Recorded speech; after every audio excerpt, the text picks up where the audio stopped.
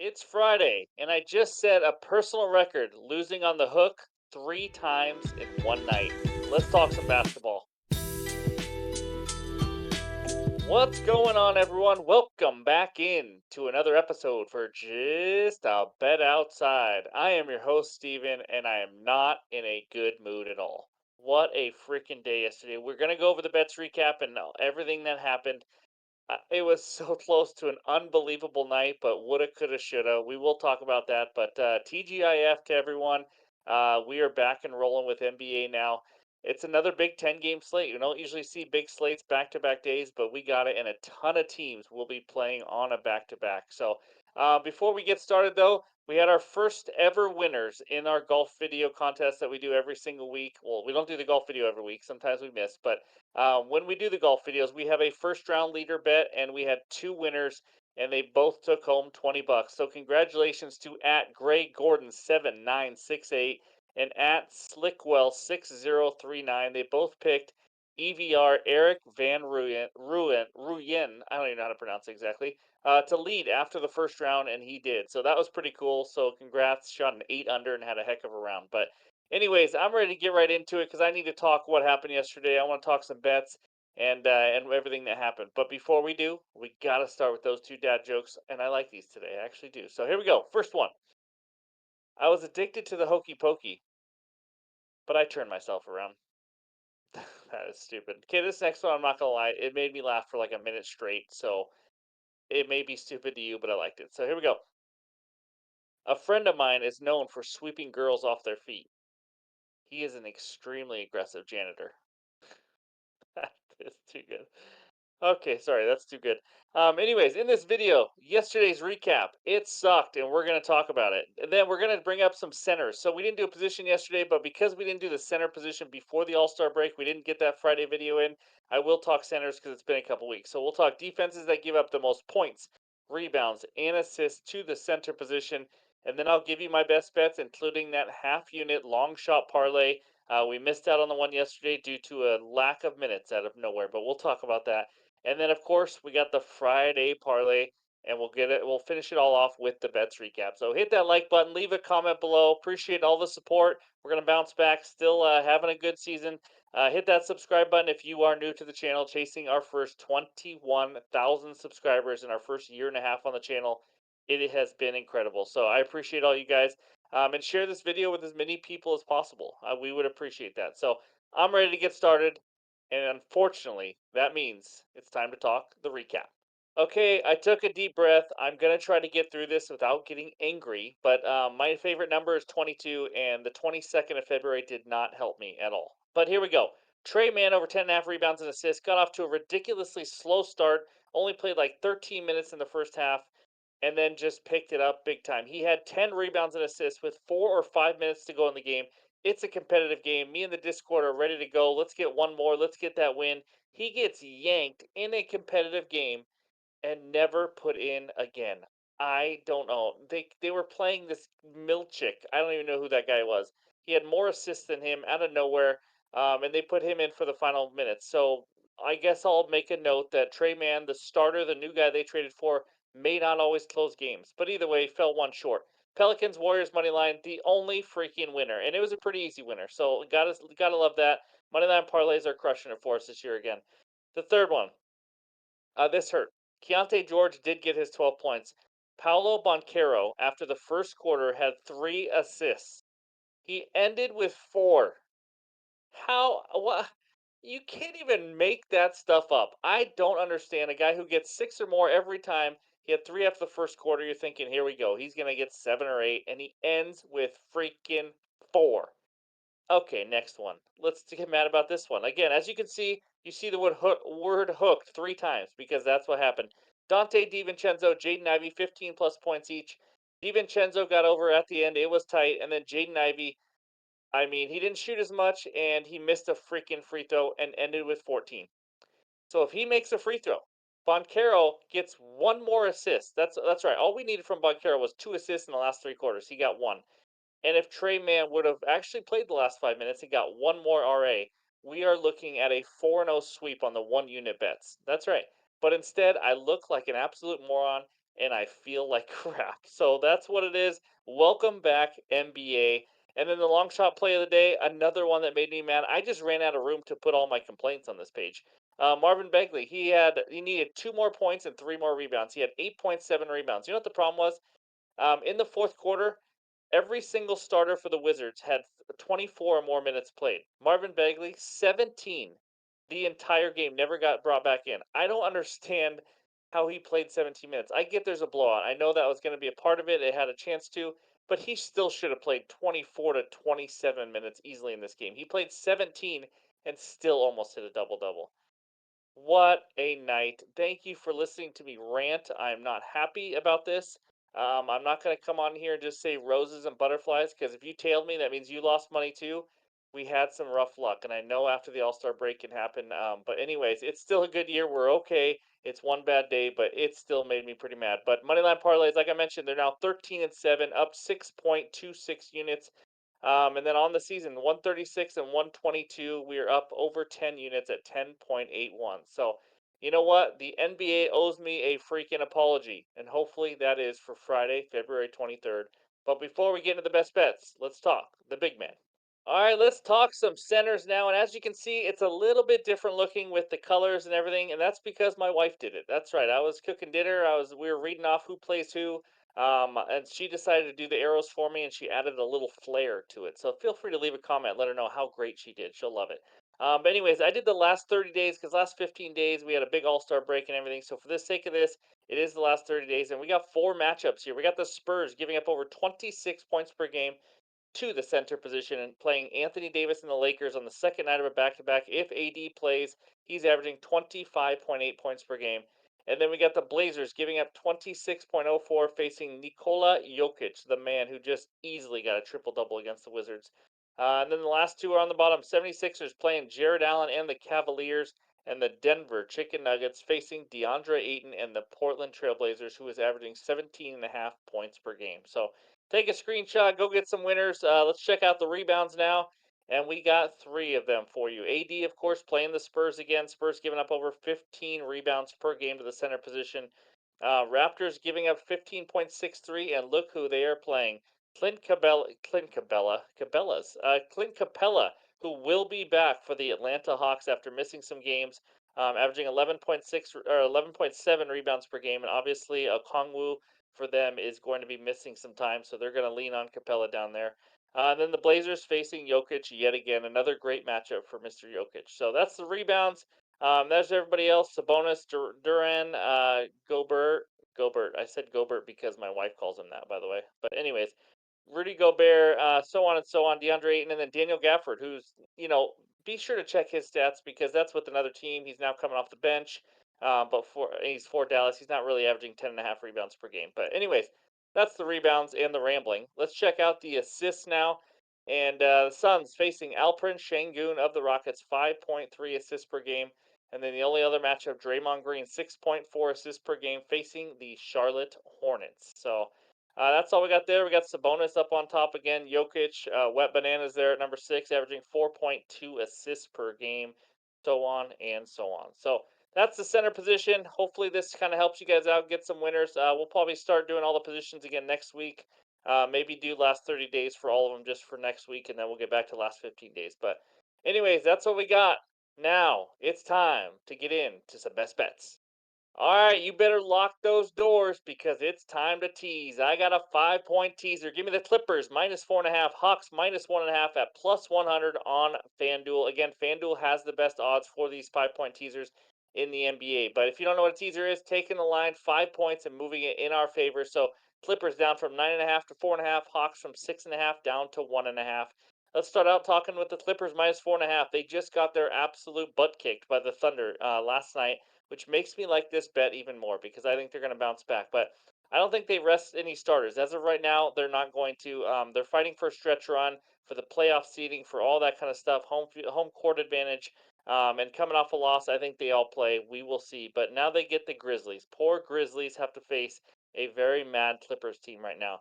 I mean, what do I need to say? The Clippers team is just head and shoulders above the Grizzlies in pretty much every aspect. But Memphis are going to be without their usual star players like they have been all year, and also Scottie Pippen Jr. Jaren Jackson Jr. is probable to play, but the Clippers, like I mentioned yesterday in the futures video, they are a league best now, 32-10 since November 17th. I mean, they have been rolling. And here's the crazy part: they haven't lost two in a row since before Christmas. And those two were against the Celtics and Thunder back to back. So now we're talking about a Grizzlies team that the Clippers beat earlier this year without Kawhi Leonard, and that's when the Grizzlies had John Morant, Desmond Bain, Marcus Smart, all these guys. Grizzlies have the worst offensive rating in the NBA in the last 15 games. I just don't think they have the offensive firepower to keep up with this Clippers team. I think the Clippers win by like 15 or more, to be honest with you, but all I need them to do is win by 5 points. I know we're talking how they haven't lost back to back, and they could still win and not cover, but I can't imagine. If they're going to win this game, they should easily win by five or more points. And if they're truly contending for a title, like I think they are, there's no way they come out flat here after coming off a big loss to the Thunder. So give me the Clippers -4.5 as the first leg. Second one is the Hawks -1.5. Hold your breath. I know it is stressful to back the Hawks, but let me just talk about this one. So down from 6.5, they're facing the Raptors, who are also a very bad team. So we should be able to trust the Hawks more than the Raptors. But this is a terrible spot. And before I get into that, Clint Capella, like I mentioned before, he will be back, so that will help the Hawks down low. But just a terrible spot. So the Raptors, they just played last night at home. They now have to travel to Atlanta and play again, and they just had a week off like everybody else. That's tough. First of all, you're not quite 100% in that shape of playing a game. You take a break from the game of basketball, and then you go play 2 nights in a row, getting on a plane. It is a very tough spot. The Hawks did not play yesterday, so they are rested.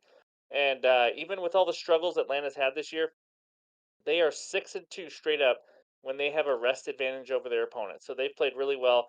Plus, the Raptors are 8-20 straight up on the road. I know I keep saying straight up. It's pretty much a money line pick, guys. I mean, they could win by one and we don't cover, but for the most part, winning by two or more is all we need. So the Raptors 8-20 on the road, and also 5-18 straight up as an away underdog, which they are big time here. So I know some of you might look at this, 6.5 Raptors might be a good money line. To me, I don't think so. It's a terrible spot. And this just screams Atlanta Hawks. That's why you see this line at 6.5, bigger than you might think before. Hawks 6-4 in their last 10, not playing terrible basketball. I think they can knock down some threes because the Raptors given up the sixth highest 3-point percentage on the road this season. So Trae Young was kind of in a slump before the All Star break.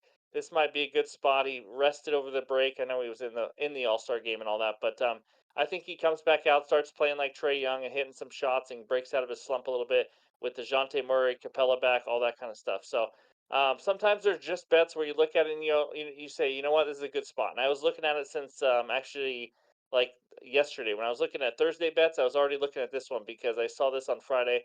I was thinking, man, that's tough to get on the plane, go to Atlanta, who is rested from the break. And so this is one I've been eyeing.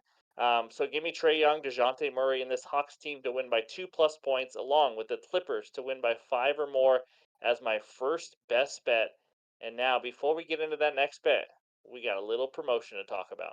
All right, we got to talk about this awesome deal with DraftKings. Now, if you have not used this yet and you're in an eligible state, this is for new users only. You can get a no sweat first bet up to $1,000. That is an incredible deal. So if you are tempted to just put a huge bet on something, only up to 1,000, of course, you could go bet $1,000 on something to try to win big. If you don't win, it's a no sweat because you get it back right in bonus bets, whatever your wager was. No sweat, no harm, no foul. It's an incredible deal. You have to click the link below in order to set up your account. Does not take long with DraftKings. And then after you deposit money, your first bet will be that no sweat first bet. I mean, it's incredible, guys.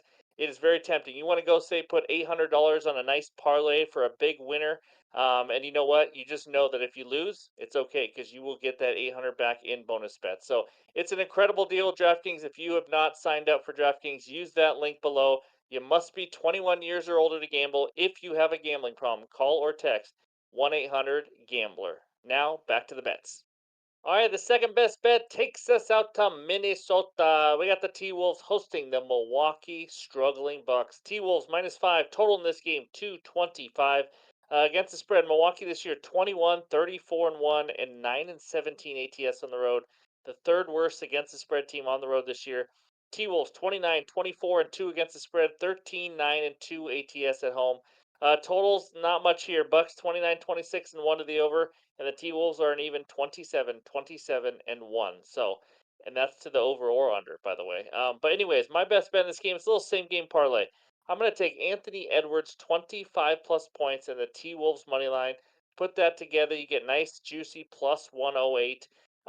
So here's the deal. Anthony Edwards, I think, has a big game. I almost went with Anthony Edwards as my long shot play of the day for 30 plus points in T Wolves money line. Gives you about plus 200. But for this, I'm gonna take it down to 25. His line is now set to 27 and a half. It's already been going up, and this is the night before. The Bucks have struggled against guards. You guys know that. You want to fade, or you don't want to fade. You want to tail guards whenever they play the Bucks, whether it's point guard, shooting guard, or anything like that. As you know, Anthony Edwards is one of the best scorers in the NBA. I don't know who the Bucks are going to put on him, honestly, to slow him down. He scored 30 points or more in 4 of the last 6 games. And when he is on a roll, there's just no stopping him. He can attack the rim with violence. He can hit threes. He can hit shots from anywhere on the court. I don't think 30 points is that big of a deal for him, but I only need 20 here. He has taken 20 plus shots in 5 of his last 6 games, 18 or more or shots in 7 straight games. So I mean, this guy, we know he's going to shoot a ton. As long as Cat doesn't try to score 70 or anything crazy in this game, I don't see any reason why Anthony Edwards can't score 25 or more. It's honestly only going to be because he can't shoot the ball. It's not going to be because the Bucks play elite defense or anything like that. So that's the first leg. Edwards 25 plus points, and then you got the T Wolves money line. I like backing the T Wolves when they're at home a little bit more than on the road, but I also love fading this Bucks team because they have lost me money this season, and they have showed that they cannot play consistently at all on offense and defense. Put games together. Um, and under Doc Rivers, I don't know if you guys know this, they're not improved. They're just not. And it's not shocking, as we've talked about before. And how cool would it be, though, honestly, to be average to below average at your job? And just have teams want you every single season. What a life Doc Rivers lives, that's for sure. But anyways, back to basketball. Until this Bucks team can show anything, there's just no way I'm tailing them. There's just absolutely no way. Right before the All Star break, they lost to a hobbled Grizzlies teams as like 10-point favorites. Before that, they lost to the Heat by 26, and now they're going to go into Minnesota, a team that's right there at the top of the Western Conference. I just don't see it happening. I think the T Wolves win easily. These two teams met 2 weeks ago. T Wolves won 129 to 105 at home. Edwards scored 26 points that game, so he went over the 25. But that was on a cold night shooting too. He only went 9 for 20. So in that game, 5 guys on the T Wolves scored 16 or more points. The Bucks' best player that game, scoring wise, was bench player AJ Green, who scored 27, and that is not the NFL wide receiver AJ Green, but this T Wolves much better defensively. They play better at home, and at home defensively, they have allowed the fewest points in the NBA at 102.6 points per game.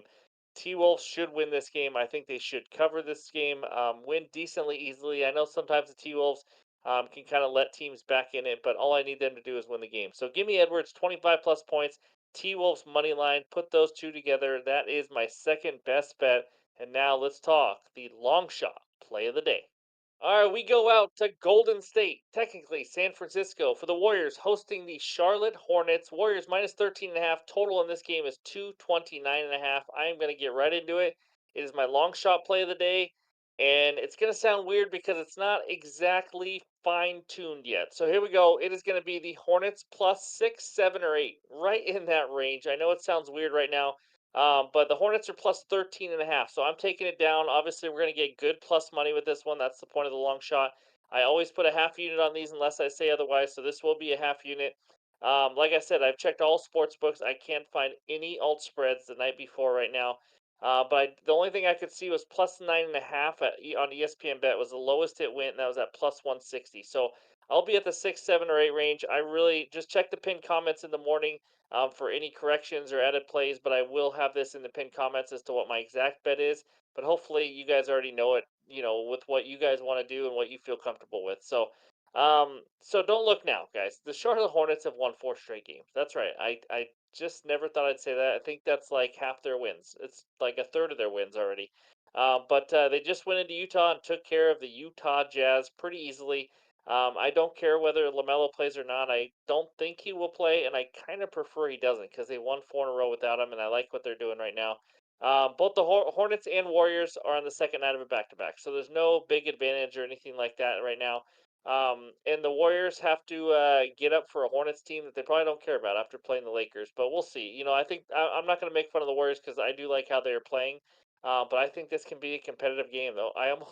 I mean, if you want to get crazy, crazy, you could go like a quarter unit on the Hornets money line if you really believe what I'm saying. But the Hornets in their last 4 games, you might have to sit down for this. This is nuts. The fifth best defensive rating in the NBA, the 11th best offensive rating. I mean, I've heard people talk about or bad about this team for the last few games, and they just keep winning. I don't think they understand like they actually have new players right now. They are playing differently. They are playing better on both sides of the ball. Now it's still the Hornets. It's not a bunch of superstars. So could they come out and just get absolutely murdered and not shoot the ball well? Of course they could. But I'm going to ride the hot hand here. Here's what they've done in that 4 game winning streak. They beat the Grizzlies by 9. They beat the Pacers by 9. They beat the Hawks by 23, and they beat the Jazz by 8 last night. I mean, it's been impressive so far. And you guys know I've been tailing Trey Man. He's been playing well. They got some other pieces there as well, but the Warriors obviously also playing well. Top 10 offensive and defensive rating. But when you got a team like the Hornets who are figuring it out a little bit, playing hard for their coach, all these guys trying to show themselves in the NBA, if I can take +6, +7, +8, I think it could be a competitive game and kind of a letdown spot a little bit for the Warriors. But either way, guys, if you want to take Hornets +13.5, that's a good option for a bet on its own. But long shot play of the day, that means we take a chance. Obviously, there's worries. Obviously, the Hornets could come out flat themselves, miss a lot of shots, lose by 28, 30. I don't know why I said 28 exactly, but anyways, but I'm going to take the Hornets +6, 7, or 8. Again, stay tuned for that. I wanted to at least get my bet out there in the video, and I'll just let you know the odds and what I'm exactly taking. But based on what you heard, you probably already have an idea if you think I'm absolutely crazy already, or if you actually like it. So, anyways, that's my long shot play of the day. Give me the Hornets plus some points at some plus odds that we do not know yet. And now let's talk a little Friday parlay. All right, it's Friday parlay time, but not exactly what you're expecting. So I don't have a Friday parlay yet because, like I said, there's a ton of teams on back to backs. It's the night before when we record. There's not a ton of props out. There's some guys I'm waiting for, and I just realized I almost kind of pushed one out to you guys, but I was like, you know what? I want to make this something that I really, really believe in. So this will be out in the morning. I will just kind of tell you an idea I already have is the Cavs money line as one of my legs. It more than likely will be one of the legs to this parlay. You can take it against the spread. I think it's -3.5 now. They're playing the 76ers, second night of back to back. I'm thinking Donovan Mitchell will play. He had an illness, didn't he sat out yesterday. The Cavs want their revenge. The 76ers ended their home streak just recently and went in and beat them. I don't think the 76ers team is very good. I think they get lucky every once in a while. You just saw it against the Knicks. 76ers struggle, especially without Embiid, obviously. Well, that's when they struggle. But if the Cavs, Donovan Mitchell comes back, is healthy and all that, I think this line and money line odds go up quite a bit. So I think it's a good chance to kind of jump on them. I think the Cavs take care of business and bounce back from their loss that they just had without Mitchell. So Cavs money line looking like one of my legs. As of right now, I don't have any more. I'm kind of looking at another player in that game, even though I don't want to do too much in one game. But I like Evan Mobley rebounds and things like that. Also, kind of leaning maybe an under in the Magic game, things like that. Again, these are just ideas that I want to shoot out there and just give you as much info as possible. But the Friday parlay will be in the pin comments, so be sure to stay tuned for that. I'll have it out in the morning, at least morning my time, West Coast time, and then I'll also make sure to put those odds for that long shot parlay or long shot bet for the Hornets as to what number and odds I'm picking. So I know it's a little crazy, but I don't want to force anything out to you guys, and I just want to make sure I'm transparent with everything we do because I'm just here to give you guys ideas and help you with your bets, and hopefully you guys make the right decision. So, but that's the Friday parlay, and those are the bets for today. Let's check out the recap. All right, we got the 5 point teaser for the Clippers and the Hawks, 4.5 and 1.5 respectively, plus 100 on FanDuel. And then the same game parlay, give me Ant Man, Anthony Edwards, 25 plus points, and the T Wolves money line at plus 108 on DraftKings. And then the long shot play of the day, Hornets +6, 7, or 8. Again, I hope you are listening and not just fast forwarding to this. That is not 3 different bets at 6, 7, or 8. I just have not decided yet. It depends on the odds. So we will see, and I'll let you know in the pinned comments below. Of course, that is a half unit like we have been doing on our long shot play of the days. Yesterday was that Marvin Bagley play. Almost got there, just some reason played a lot less minutes. So I thought it was a decent read. But Friday parlay will be in the pinned comments. I just talked about some ideas and what I'm looking at, but that will be in the pinned comments below. Let's get some winners. Any added plays, of course, on top of that will be in the pinned comments on X and on Discord, but I'm ready to get some winners. We had three just terrible, terrible losses on the hook yesterday. So it's nice to know that when we lost three bets, we didn't lose them because we're not even close. We were literally right there on the line. So anyways, I appreciate you guys watching. Hopefully, you guys have a great weekend. I know it's a short little NBA week. For Saturday games, I will have some bets out on the community tab on our YouTube profile, on X, and on Discord as well. So stay tuned for that. It won't be any long videos on the weekend if you are new to the channel. For those of you who've been around, you guys already know that. I got to have some family time as well. So, anyways, I appreciate it. Hit that like button if you haven't already. Leave a comment just to say hi or your best bet or anything you guys want to mention. Anyways, hope you have a great weekend. We'll talk to you soon.